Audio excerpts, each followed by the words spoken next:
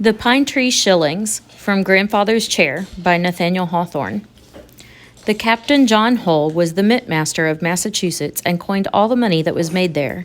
This was a new line of business, for in the earlier days of the colony, the current coinage consisted of gold and silver money of England, Portugal, and Spain. These coins being scarce, the people were often forced to barter their commodities instead of selling them. For instance, if a man wanted to buy a coat, he perhaps exchanged a bearskin for it. If he wished for a barrel of molasses, he might purchase it with a pile of pine boards. Musket bullets were used instead of farthings. The Indian had a sort of money called wampum, which was made of clamshells, and this strange sort of specie was likewise taken in payment of debts by the English settlers.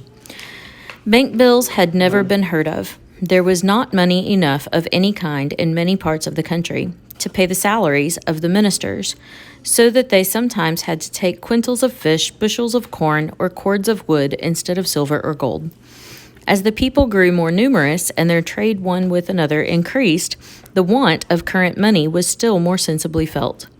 To supply the demand, the General Court passed a law for establishing a coinage of shillings, sixpences, and threepences. Captain John Hull was appointed to manufacture this money and was to have about 1 shilling out of every 20 to pay him for the trouble of making them. Hereupon, all the old silver in the colony was handed over to Captain John Hull. The battered silver cans and tankards, I suppose, and silver buckles and broken spoons and silver buttons of worn-out coats and silver hilts of swords that had figured at court, all such curious old articles were doubtless thrown into the melting pot together. But, by far, the greater part of the silver consisted of bullion from the mines of South America, which the English buccaneers, who were little better than pirates, had taken from the Spaniards and brought to Massachusetts.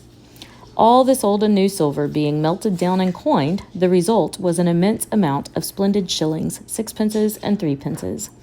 Each had the date 1652 on the side, and the figure of a pine tree on the other.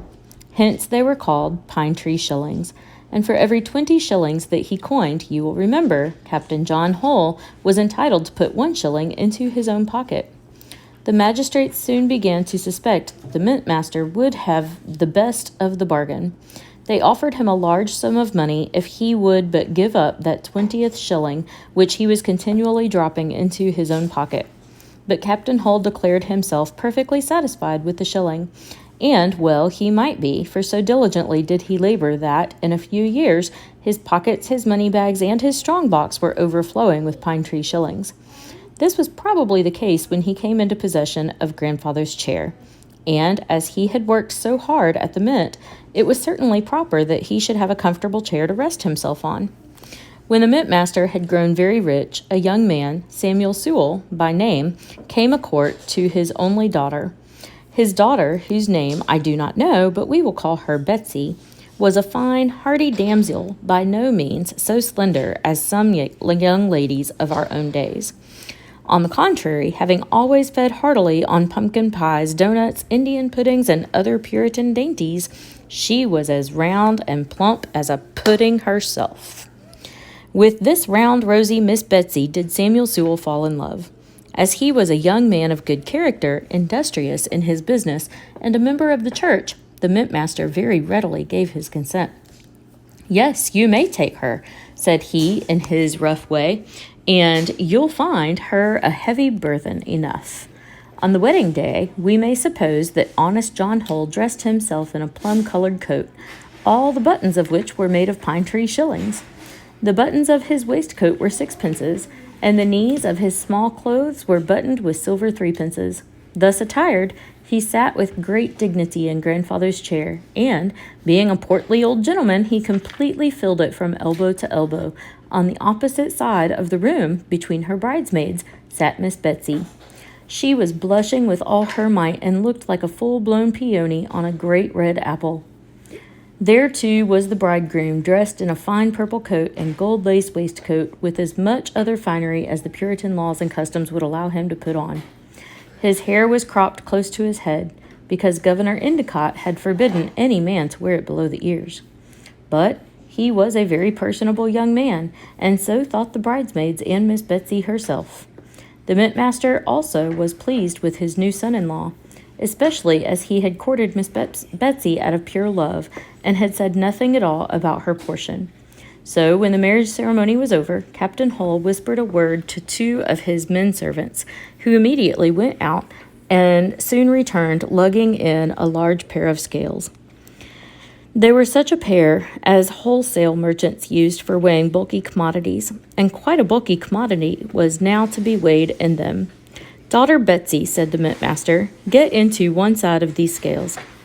Miss Betsy, or Mrs. Sewell, as we must now call her, did as she was bid, like a dutiful child, without any question of the why and wherefore. But what her father could mean, unless to make her husband pay for her by the pound, in which case she would have been a dear bargain, she had not the least idea.